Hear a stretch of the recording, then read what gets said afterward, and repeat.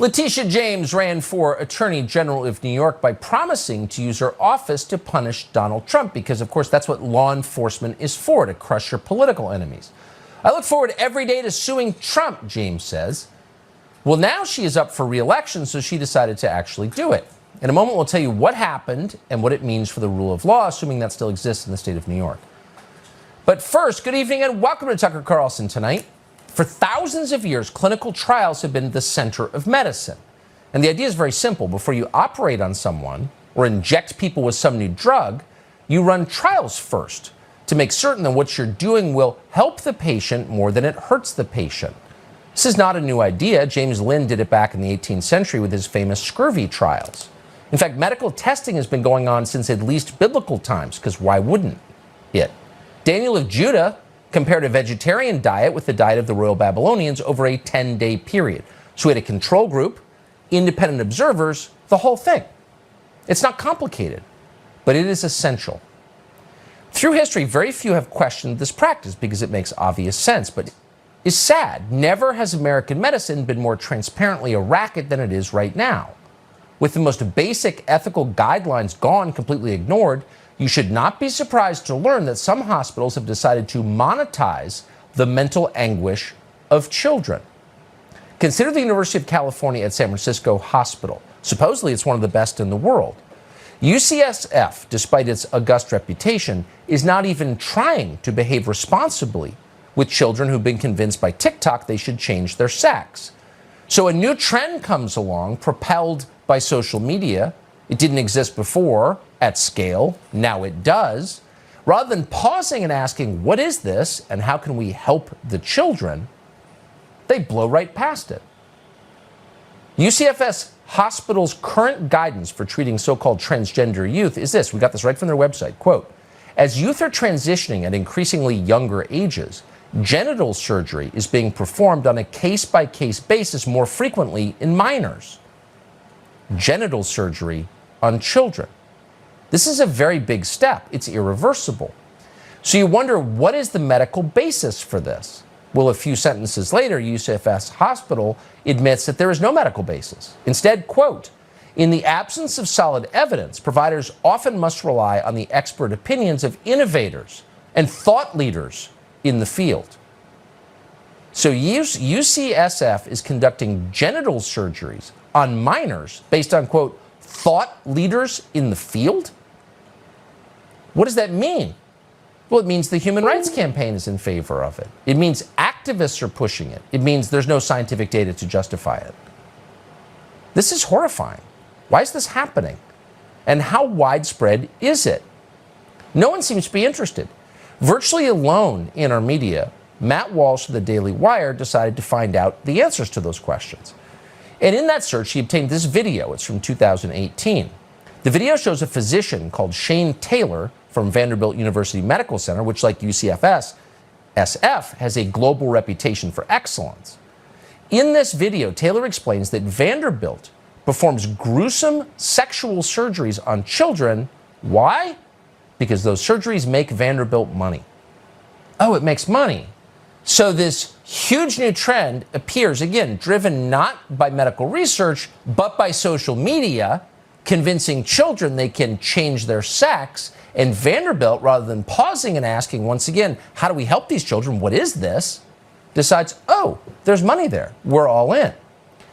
Now, it's hard to believe that everyone at Vanderbilt Hospital could possibly be for this, because it's completely irresponsible and wrong. So what would happen if a physician at Vanderbilt, a conscientious objector, disagreed with mutilating children for profit? That's a key question. So another doctor called Ellen Clayton explained what would happen. Again, this video we're about to show you has also been around since 2018, but no one in the media cared to look at it until Matt Walsh found it this week. If you were going to assert conscientious objection, you have to realize that that is problematic. You are doing something to another person, and you are not paying for the cost for your belief. I think that is a real, I think that's a real issue. But I just want you to take home that saying that you're not going to do something because of your conscientious, because of your religious beliefs, is not without consequences. And it should not be without consequences. And I just want to put that out there. We are given enormous, if you don't want to do this kind of work, don't work at Vanderbilt. Oh, so if you object to this, leave. You can't work at Vanderbilt. Quote. So Vanderbilt clearly thought this through. Not everyone's going to be for this, so let's just make it really, really clear. If you're not fully on board with sexually mutilating children for non-medical reasons on the basis of no medical evidence, then you just leave.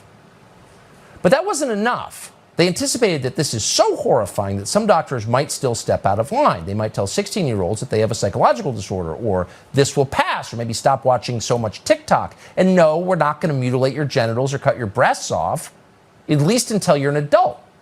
But if they said that, that would, of course, hurt the business model. So Vanderbilt recruited activists, trans activists, to bully physicians into submission. Watch. TransBuddy provides trained peer advocates for transgender patients who are coming for doctor's appointments or other healthcare-related services.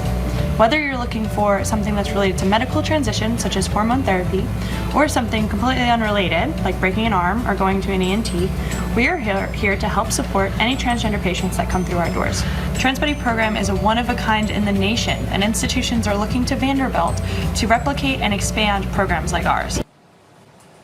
Oh, trans buddies. Right. Enforcers, in other words. It's like having the mafia standing over your shoulder while you're on the witness stand. Doctors should be, in fact, have to be allowed to give politically unbiased counsel to their patients without being intimidated.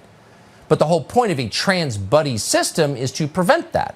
In one video from Vanderbilt, the trans buddies say they're on the lookout for doctors who don't use the right pronouns because that's, quote, unsafe. Get in line or we'll crush you. So Matt Walsh brought all of this to the surface just the other day, and in response to it, rather than defend it or explain it, Vanderbilt University Medical Center took its entire website offline.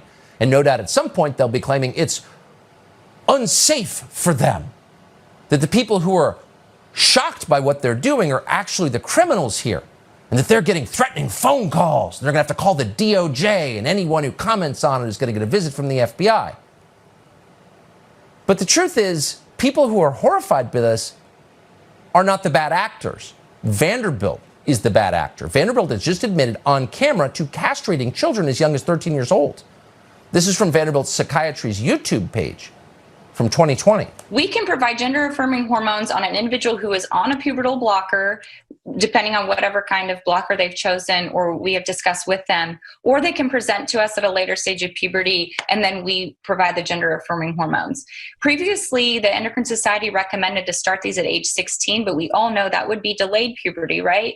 Not 16-year-olds don't start puberty. So more recently, they did update that to say as early as 14 for compelling reasons. So we have some individuals who have started gender-affirming hormones at 13 or 14 to be more like their peers. Has anyone at Vanderbilt Medical Center ever had a 14-year-old?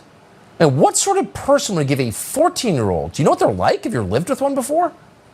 Would chemically castrate a 14-year-old because he or she saw something on TikTok that suggests it was a good idea? This is lunacy. But the same YouTube page also confirms that Vanderbilt will happily perform double mastectomies in adolescent girls after they've drugged them, because, you know, it's pretty lucrative, actually. Here's plastic surgeon Julianne Winocour and physician's assistant Shaylin Vanderbloemen. Watch. For any kind of top surgery, we do require one letter of persistent, well-documented gender dysphoria by a licensed mental health provider. We ensure that the patient is capable of making fully informed decisions on their own. They're the age majority. However, for a lot of our younger patients, again, if they are 16, 17, here at Vanderbilt, if they have been on testosterone, have a parental consent, we're able to do a lot of the top surgeries for those patients. So again, this is a hospital filled with physicians and ethicists and other adults who ought to be stepping in to protect children from their worst impulses, from the latest fad, from parents' neuroses. But they're not doing that because it's just too